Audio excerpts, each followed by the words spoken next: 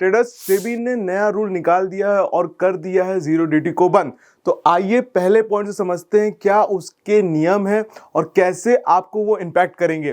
तो पहला है up front collection of option premium from option buyer, जो कि लागू हो रहा है 1 फरवरी 2025 से। इसका मतलब क्या है, आज आप ऑप्शन बाय करते हो तो आपको अपफ्रंट कमीशन देना पड़ता है। पहले क्या होता था कि आप लेवरेज पे ऑप्शन बाय कर सकते थे, पर ऐसा नहीं है, आपको जो ऑप्शन की कॉन्ट्रैक्ट वैल्यू है उसको देना पड़ता है। तो ये जो आया है इसमें आप इक्विटी डेरिवेटिव्स को पहले क्या करते थे, प्लेज करते थे, प्लेज करके इंडेक्स को ट्रेड करते थे, तो वो अभी भी कर सकते हो, लेकिन इक्विटी डेरिवेटिव्स में आप ऐसा नहीं करते। उसमें भी आपको अब जाकर ऑप्शन के प्रीमियम का जो वैल्यू है वो देना है, मतलब जो भी कॉन्ट्रैक्ट का वैल्यू है वो आपको देना है पहले से।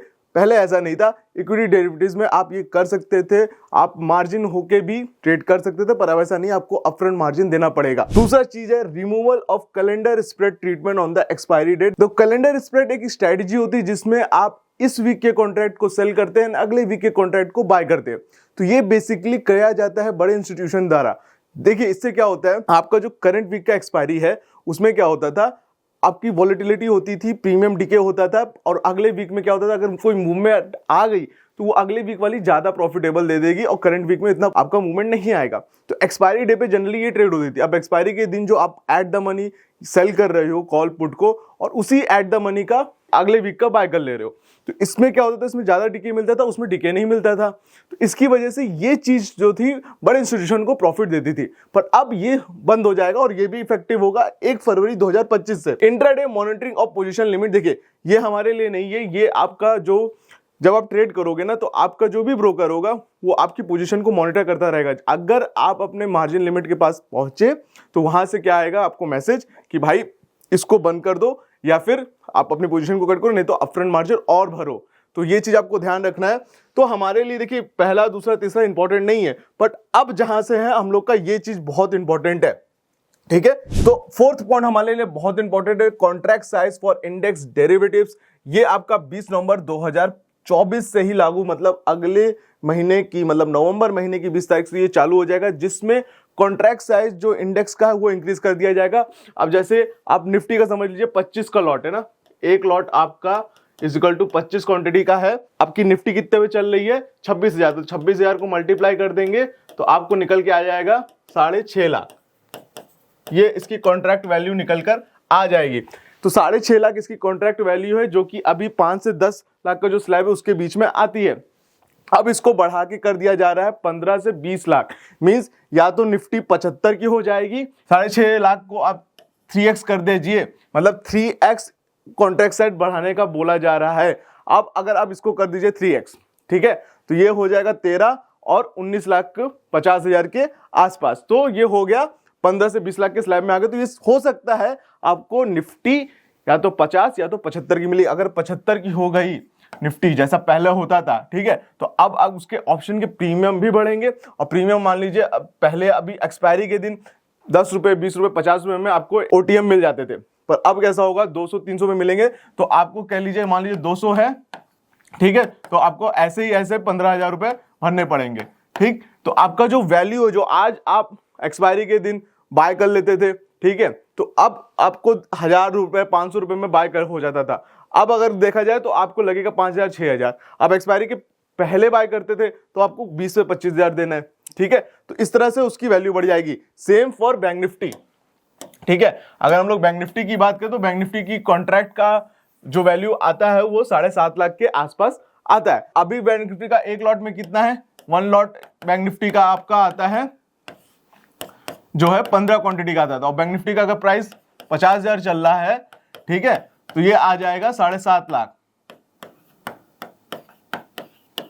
ठीक। तो हो सकता है बैंक निफ्टी का आपका अगर जो अभी सेबी ने निकाला है नियम कि भाई 15 से 20 लाख होना चाहिए कॉन्ट्रैक्ट की वैल्यू, तो हो सकता है ये आपको बैंक निफ्टी 30 क्वांटिटी, मतलब एक लॉट में 30 क्वांटिटी मिले और इसकी वैल्यू हो जाए आपकी 15 लाख रुपए, ठीक है। तो इस वे में आपका ये इंक्रीज होने वाला है। तो ये हम लोग को बहुत ज्यादा लगेगा कि भाई हम लोग का पैसा बहुत ज्यादा लगेगा।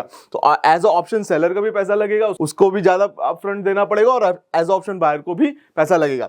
प्लस ये है rationalisation of weekly index derivative product, जो कि 20 नवंबर से स्टार्ट होगा। अब रैशनलाइजेशन का क्या मतलब है कि देखिए अभी हमारे पास 5 दिन और 6 एक्सपायरीज होती हैं। जैसे मंडे को आपका बैंकेक्स मिड कैप होता है, ठीक है, ट्यूसडे को आपका फिन निफ्टी होता है, वेडनेसडे को आपका बैंक निफ्टी होता है, थर्सडे को आपका निफ्टी होता है और फ्राइडे को आपका सेंसेक्स होता है। तो हमारे पास 5 दिन है और 6 एक्सपायरी हैं। अब क्या हो रहा है कि आपका जो 2 प्रोडक्ट है हमारा, अब हमारा 2 जो इंडेक्स है, एक है एनएससी, ठीक, और एक है बीएससी। अब एनएससी के अंदर हमारे निफ्टी आते हैं, ठीक है, फिन निफ्टी आता है, आपका बैंक निफ्टी आता है और मिड कैप आता है, ठीक है। तो एनएससी के अंदर 4 इंडेक्सेस आते हैं जो कि Nifty, Fin Nifty, bank Nifty, mid cap, ठीक। और बीएससी के अंदर खाली 2 हैं, सेंसेक्स, इनके 2 प्रोडक्ट है, सेंसेक्स और बैंकेक्स। तो अब होगा क्या इसमें, आपका बीएससी को बोला जाएगा कि भाई तुम सेंसेक्स से और बैंकेक्स से एक एक्सपायरी चूज करो। एनएससी को बोला जाएगा कि आप निफ्टी, फिन निफ्टी, बैंक निफ्टी और मिड कैप से एक एक्सपायरी को चूज करो। तो मुझे जहां तक लगता है जिसमें सबसे ज्यादा वॉल्यूम होगी एनएससी उसको चूज करेगा, तो कि वो अपना लॉस नहीं कराना चाहता। तो एनएससी किसको चूज करेगा, मोस्ट प्रोबेबली जो एनएससी का चूज होगा वो होगा निफ्टी का। सेंसेक्स और बैंकेक्स की बात करें तो बीएससी आपका सेंसेक्स चूज करेगा क्योंकि उसमें सबसे ज्यादा वॉल्यूम है। तो हमारे पास सिर्फ 2 वीकली एक्सपायरी होगी, एक होगी निफ्टी की, एक होगी सेंसेक्स की।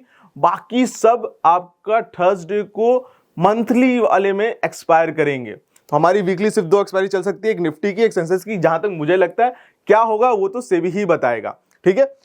अब ये हो गया आपका। अब समझिए लास्ट का जो इंपॉर्टेंट पॉइंट है, increase in tail risk coverage on the day of option expiry. अब समझ लीजिए, आप कहते हो ठीक है भाई कोई दिक्कत नहीं है, हम लोग सिर्फ निफ्टी और सेंसेक्स को एक्सपायर करेंगे, क्योंकि पहले भी हम लोग बैंक निफ्टी और निफ्टी में ट्रेड करते थे। तो जिस दिन एक्सपायरी होगी उस दिन मैं खेलने आ जाऊंगा, ऑप्शन सेलिंग करने, निफ्टी को बेचूंगा और आपका सेंसेक्स जिस दिन होगी तो सेंसेक्स को बेचूंगा। बट इसमें एक आपका और है कि भाई आपको टेल रिस्क कवरेज करना है। मींस तो अगर आप ऑप्शन बाय करते हो और आपका 2% रिस्क इंक्रीज हो गया है तो आपको 20,000 की जगह 20,800 देना on the day of expiry. तो वो 2% बहुत बड़ी बात है। क्यों? क्योंकि चलो आप तो ऑप्शन बायर हो, आप लोग 800 रुपए और एक्स्ट्रा दे सकते हो, ठीक है। बट कैच ये है कि जो सेलिंग करने आ रहा हो, जो 20 लाख से सेल कर रहा है, उसके लिए क्या है, 80,000 रुपए एक्स्ट्रा उसको देना है। मींस जो बड़े बड़े ट्रेडर्स हैं जो 10 करोड़ 20 करोड़ से ट्रेड करते हैं, सपोज करिए जो 10 करोड़ से ट्रेड करते हैं, उनको 20 लाख रुपए एक्स्ट्रा देना है। कैच यहां पे हो गया है। तो ये सबसे बड़ी चीज है कि भाई अगर आप ऑप्शन सेलिंग कर रहे हो तो आपको, या ऑप्शन बाइंग कर रहे हो, तो दोनों पे 2% एक्स्ट्रा मार्जिन रखना है टेल कवरेज के लिए on the day of option expiry. अब देखिए इसका इंपैक्ट क्या होगा, ठीक है। इसका इंपैक्ट मैंने कुछ समराइज किया है, अब देख लीजिए।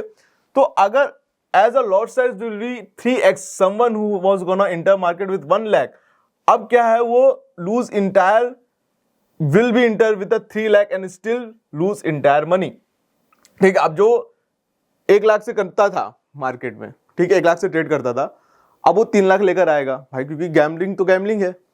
अगर सेबी का कहना है सब गैम्बलिंग करते तो गैम्बलिंग कर ही रहे हैं। आपकी ये करने से कोई खत्म नहीं हो जाएगी, लोग तब भी ट्रेडिंग करने आएंगे, ठीक है। ट्रेडिंग नहीं बंद होने, लोग और ट्रेडिंग करने आएंगे। तो अब जो 1 लाख से आ रहे थे वो अब 3 लाख लेकर आएंगे गैम्बल करने, ठीक है। अब अभी के लिए अगर हम लोग बात करें एज अ ट्रेडर, 5 चॉइसेस थी before to enter trade weekly expiry. Now with only 2 expiry, concentration will shift to 2 expiry, causing more spike and injection in this 2 indexes. ऐसा मुझको लगता है कि देखिए अभी क्या है, हमारे पास जो है 5 इंडेक्स है ट्रेड करने के लिए, ठीक है। मींस अगर कहा जाए तो 6 इंडेक्स है, तो हम लोग का कॉन्सेंट्रेशन अलग अलग पे है। बट अब हमारे पास सिर्फ 2 वीकली एक्सपायरी है।